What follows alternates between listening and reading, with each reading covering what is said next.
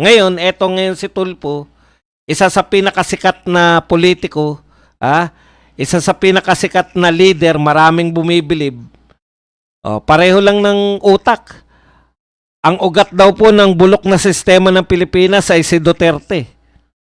Akalain mo yun? Alam niyo po pagkakaiba ni Duterte sa inyong lahat? Si Duterte, alam niya problema ng Pilipinas. Si Duterte, alam niya ang problema ng Pilipinas, therefore, alam niya kung paano nilulutas. Nung panahon ni Duterte, laganap ang krimen. Laganap ang droga. So ano ang pagtugon niya sa krimen at droga? Simple lang, war on drugs. Dahil karamihan ng krimen, karamihan gumagawa ng krimen, mga addiksyonis. So dalawa po, bumaba ang krimen, bumaba ang droga dahil sa war on drugs ni Tatay Digong. Palpak daw yun dahil hindi natapos ni Digong. Yan po ang utak ng isang Tulfo. Palpak daw ang war on drugs ni Tatay Digong. Bakit daw palpak? Teka muna, tignan natin.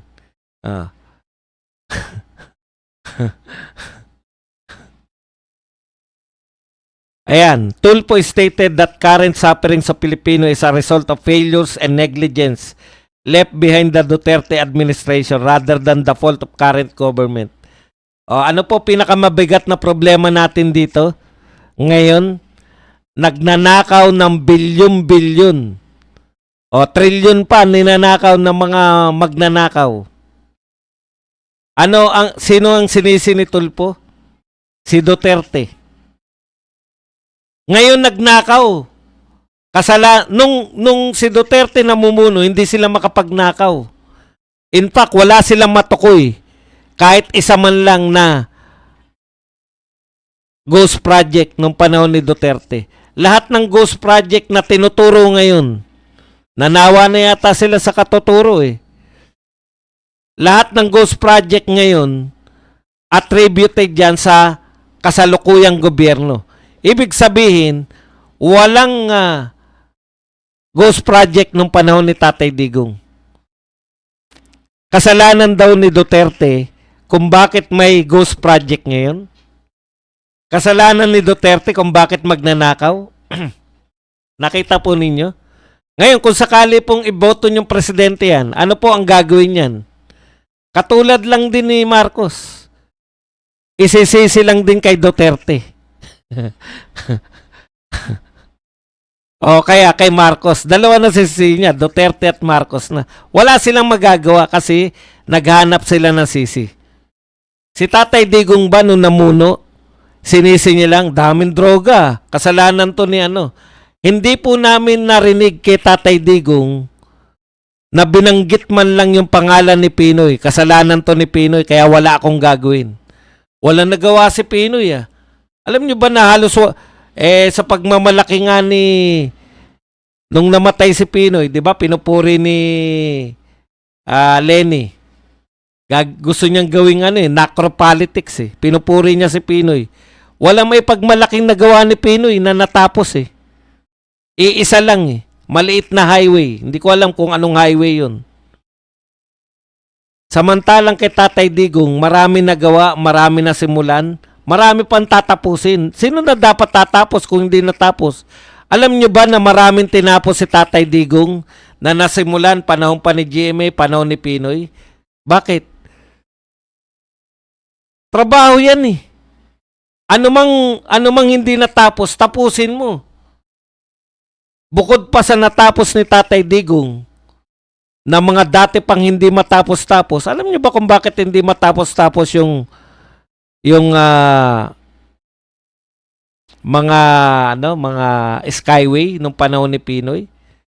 Problema lang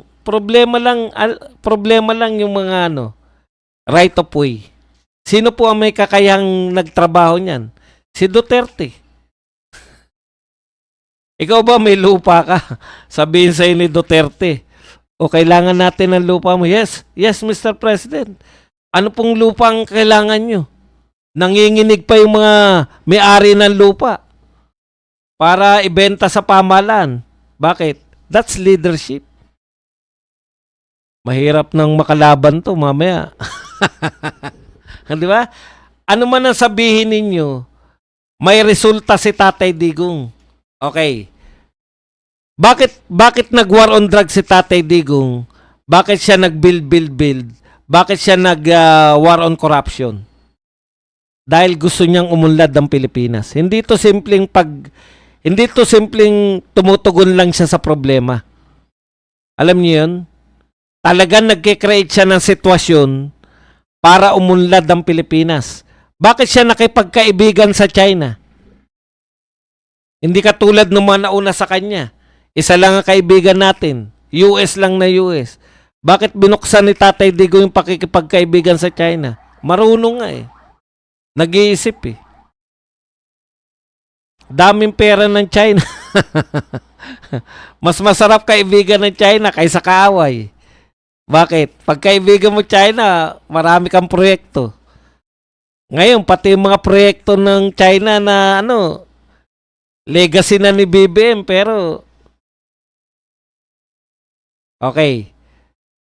Kaya yung mga ginagawa ni Tatay Digong, simple lang ang lahat eh, di ba?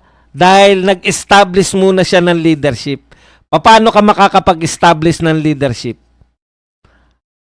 Pag sinabi mo, ginawa mo. Ano sinabi niya nung kampanya? Tigilan niyo yung pagdodroga-droga na yan. Papatayin ko kayo. Pasensya na po YouTube, minsan lang. Oh. Ano nangyari nung pagkaupo niya? Dami. Natingin niyo ba lahat yan si Digong? Hindi. Wala na ba yung mga drug lords? Hindi ba sa tingin niyo naglinis yung mga drug lord? Pero hinayaan na rin ni Digong na, di okay. Sumama pa kayo sa amin. Kung ako yun luminis talaga eh. Kasi itong mga nagsasabi na walang epekto yung war on drugs, yan yung mga tao na paglabas, eto pasensya na yung mga mahihirap yung kapwa ko mahirap. Mahirap naman tayo eh. Naunawaan nyo yung war on drugs, kilala nyo yung mga adik, kilala nyo yung mga drogista sa inyong lugar. Mahirap tayo eh. Magkakakilala tayo doon sa lugar. Kilala natin yung mga adik, hindi man sa pangalan, sa itsura nila, araw-araw na nakatambay sa kanto.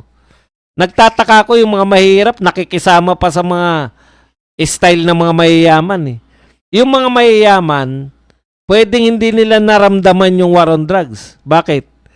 Pagbaba nila ng sasakyan nila, kotse sila pupunta na opisina, kotse sila pupunta ng eskwelahan. Tayong mga mahirap, wag na tayong magbulahan. Maglalakad tayo papunta ng sasakyan ng tricycle, maglalakad tayo papunta ng sakayan ng jeep, sakayan ng bus. Naglalakad lang tayo papunta ron sa sakayan. Hindi nyo ba nakita na luminis, tumahimik nung panahon ng war on drugs ni Tatay Digong? Ang problema sa inyo, pinagbubulan nyo yung sarili nyo. Mahirap na nga kayo yung mga sinasabi na mayaman na walang epekto yung war on drugs, hindi nyo naramdaman talaga. Tagalooban ka, puta, nawala yung mga adik na harang-harang doon sa bago ka makapunta ng tricycle, bago ka makapunta ng sakayan ng jeep, nawala yung mga addiksyonis. Tapos maniniwala ka doon sa nakasakay sa kotse, pagbaba ng bahay, pagbaba ng kondominium. Huwag tayong magbulahan. Si Tatay Digong, totoo. Yung build. Walang skyway, nagka-skyway. Duterte. Basurahan, naging pasyalan, Dolomite Beach. Boracay, tinatapon yung echas ng mga lahat ng mga hotel doon na mismo sa Boracay. Pinalinis ni Tatay Digong. Build. Walang tulay, nagkaroon ng tulay. Tapos sasabihin nila ngayon, wala naman pala talaga na ipatayo si Digong. Wala raw talaga na ipatayo si Digong. Ano yung nakikita namin? Sinabi nyo lang na media na walang pinatayo, maniniwala na kami. Ibig sabihin, hanggang ngayon, tuwing dadaan ako sa Skyway, nangangarap lang ako. Sa A. Bonifacio talaga ako at natatraffic. Utot nyo. Ang labanan kasi dito, ang labanan natin, maniniwala ka, niloloko ka ng harap-harapan versus yung mga totoong naganap. Masama daw epekto ng ano. Masama daw epekto. Baka yung nagsasabing masama epekto, mga drug lord yan. Alam naman natin eh. Si Dilima, numero 1. Ano ba? Ayun naman no. Si Dilima nakulong ng 7 taon. Ibig nyo sabihin walang kasalanan si Dilima? Napatunayan na walang kasalanan? Ano nangyari talaga sa kaso ni Dilima? Hindi nyo ba napanood? Hindi nyo ba napanood yung hearing? Kaano-ano mo si Dilima? May relasyon ka. Nagalit nga siya sa akin dahil nakaboler ako na Duterte. O, kanya-kanyang trip yan. Ganon. Hindi nyo ba narinig yung ano tawag sa'yo ni Dilima? Jonel! Binubola ba tayo lahat na nasaksihan natin? Nasaksihan natin yan lahat eh.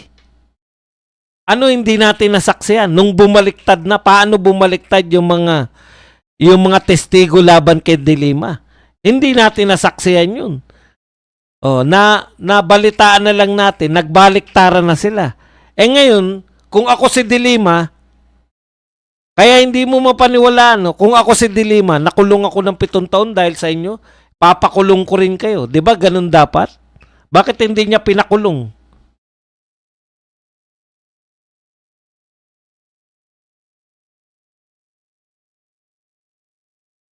Ikaw, kaya ka nakulong ng 7 taon dahil dito sa mga fake na testimonya ng mga fake na witness kuno. Bakit hindi mo ipakulong yung mga fake witness?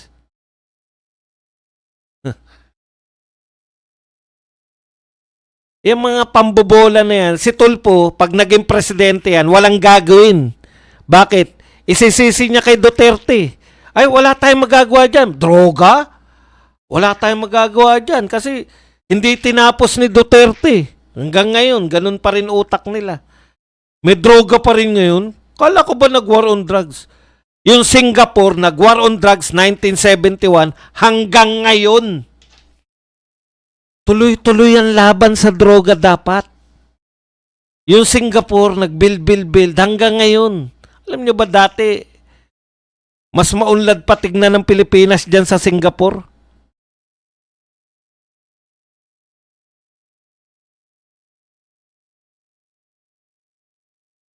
Ito ang matitiyak ko sa inyo, 6 na taon nung panahon ng panunungkulan ni Duterte, walang naging bagong adik. Siguro abnormal na lang yun. Hindi pa ba sapat na magandang pamana yan kay BBM? Bakit mo natiyak ba dong? Simple lang po yan. Tignan ninyo. Simplihan nyo lang yung lahat ng bagay. Nababalitaan mo, putya, may war on drugs si Digong. Hindi ako adik. Ha? Hindi ako adik ngayon. Nagwa-war on drugs si Digong, ang dami natutumba. Ngayon kaya ako mag-adik. Subukan ko kaya mag-adik ngayon. Kaya tignan niyo yung mga adik na nagbalikan. May mga edad na lahat. Wala yung mga bata-bata. Lovely Sibukawa, thank you very much madam sa 320 yen. Magandang tanghali po sa atin lahat.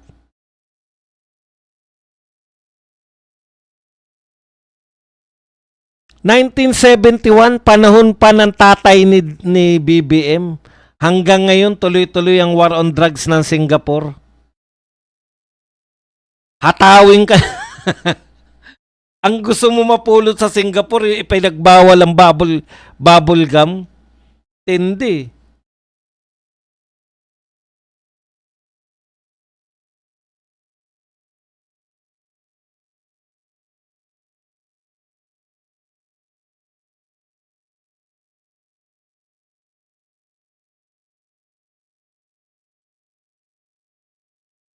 Tapos ang ugat ng mga kabulukan ng Pilipinas, si Duterte. Paano mo papaniwalaan to mga to? He argued that under Duterte, government institutions were neglected. A culture of fear prevailed and mechanisms for accountability were allowed to rot. Yung mga government institution daw ay neglected. Ang pananaw ni Tulfo, pananaw lang ng maikli lang yung pananaw niya, yung war on drugs lang. Hindi mo ba nakita yung build? Bakit may build? Kasi, Tulfo, makinig ka, Tulfo. Tulfo, lapit mo ulo mo, putang. Para ayusin natin yung buhok mo.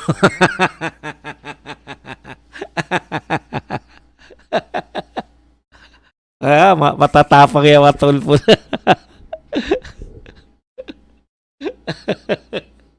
Hindi natin pwedeng duruin yan. Lapit mo nga ulo mo, ayusin natin yung buhok mo. Alam mo ba kung bakit may build, Tulfo? Lahat ng mayayamang bansa nag-invest sa infrastructure. Walang mayamang bansa na yung infrastructure nila ay palpak. Lahat, as in lahat. Walang kaya pag hindi maayos ang infrastructure mo, hindi ka pa mayamang bansa. Lahat ng mayaman nag-invest sa infrastructure. Paano ka papasukin ng mga tapos pumasok yung mga foreign capital sa atin panahon ni Tatay Digong. Mga turista natin, dinadayo tayo ng mga turista. Dami.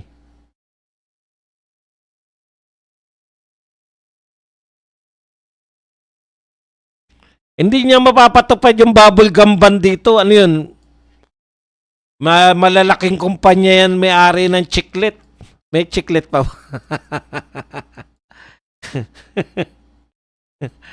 Kaya, eto po, nakakatakot na maging presidente. Ito pa. He argued that Tulfo has previously criticized specific Duterte-era policies such as war on drugs, calling it a failure that even the former president admitted he could not solve within his original 6-month timeline. Yun na yung sukatan nila eh. Hindi na solve ng 6 months. Puta, di palpak din pala yung Singapore kasi hanggang ngayon nagwa-war on drugs sila. Continuous po yan dapat. Hindi po yan po pwedeng 6 months lang. Pero, ikumpara nyo po, ano po ang gusto ng mga tao? Yung war on drugs ni Tatay Digong o yung ngayon? Yung ginagawa ni BBM sa droga ngayon? Anytime, ang pipili ng tao yung kay Tatay Digong. Anytime. Lahat naman, pati lahat ng driver, grab driver, wala raw silang takot. Sa totoo lang, wala silang takot madaling araw kahit saan magpatid. Bakit? Kasi takot ang kriminal kay Tatay Digong. Wala nga tayong balitang ganito, yung mga napas lang ng kung sino-sino. Wala na po yan. Burado na po yan. May isang krimen lang po sa Bulacan. Talaga na syakan lahat ng tao kasi yun yung first time eh. Nagkaroon ng krimen ulit. Na ganyang kalala. Ngayon, lahat na ng dyaryo, panay krimen. Hindi na uli safe.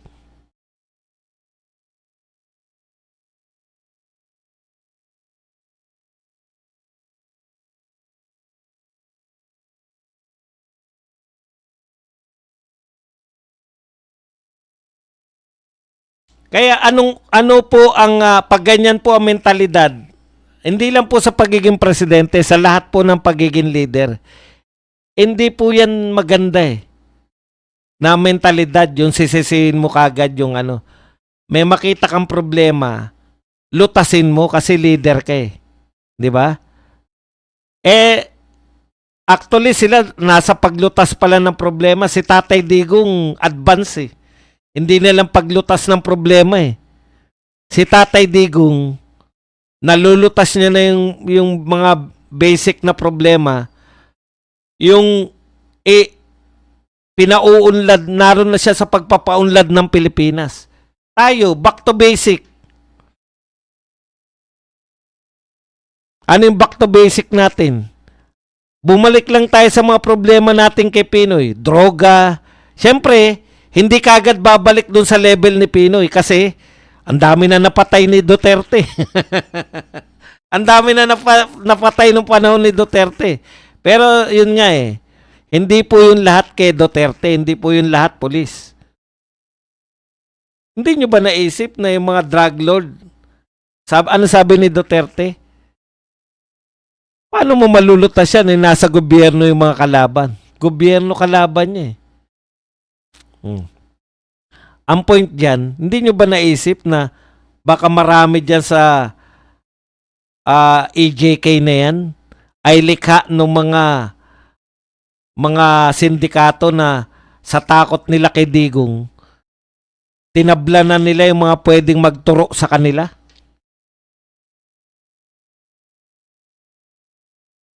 Yun yung pinakamalaking kapalpakan dito kay Tulfo. Sige, balik natin sa kanya. Hindi ba senador ka na?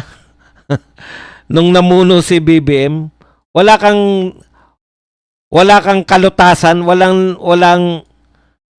wala kang kontribusyon para malutas yung mga problema. Ang kontribusyon mo makisisi pa rin. Palpak na nga na sinisisi niyo yung administrasyon dati. Palpak na nga na isisi ni BBM sa dating administrasyon na mga hindi niya magawa. Tapos ikaw, sumasama ka pa sa kapalpakan. Yan ang mga tool for leadership. Yung isa, bendalo. Ang tapang-tapang kung saan-saan. Pero pagdating sa mga magnanakaw, dehin bokiki kayo pare-pareho, di ba? May narinig na ba kayong binanata ng mga to, ng magkapatid na Tulfo na utak ng flood control fiasco? Meron na ba kayong nabanggit nyo ba na binanata nila yung alam na alam natin na leader ng mga magnanakaw? Hindi nila kayang banatan yun. Ang kaya nila isisi sa Duterte. Flood control, magbigay kayo ng isang ghost project ng panahon ni Tatay Digong. Wala. Paano mo natiyak ba dong umikot ka ba sa Pilipinas? Hindi mo kinakailangan umikot. Yung mga bayarang media, may makita lang yan na maliit. Ipapalaki na yan. Di ba? Wala silang makita eh. Sa tingin nyo ba may makita yan ng panahon ni Tatay Digong na ghost project? Hindi nila ibabalita yan?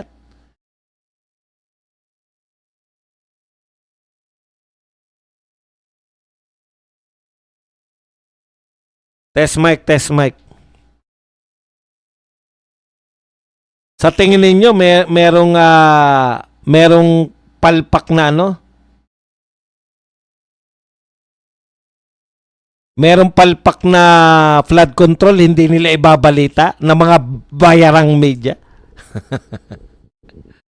Puta, yung mga haka-haka nga, binabalita eh.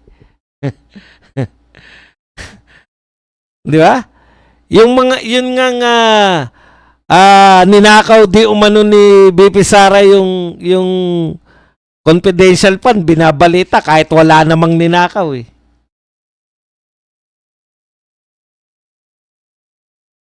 Yung Dolomite nga, binabantayan nila na matangay, di ba? Tama yun. Oh.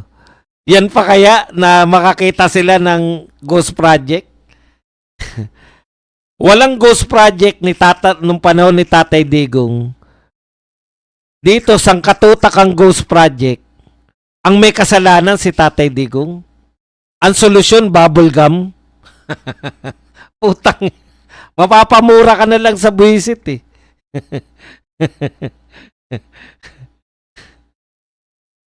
Kaya etong gobyerno na to, ano na lang yung mema lang, yung may masabi lang na may ginagawa pa sila. Actually, ano na kayo, wala na kayo sa tao. Patapos na talaga. Ito talaga yung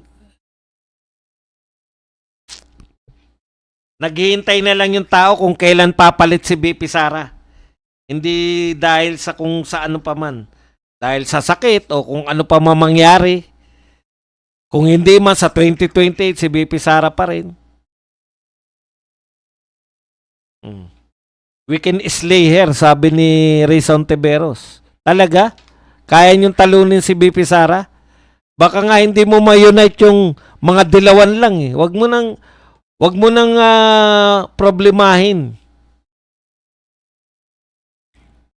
Wag mo nang problemahin yung nadadagdagan yung ngumunguwi sa gobyerno. Panangiwi na kayo dyan.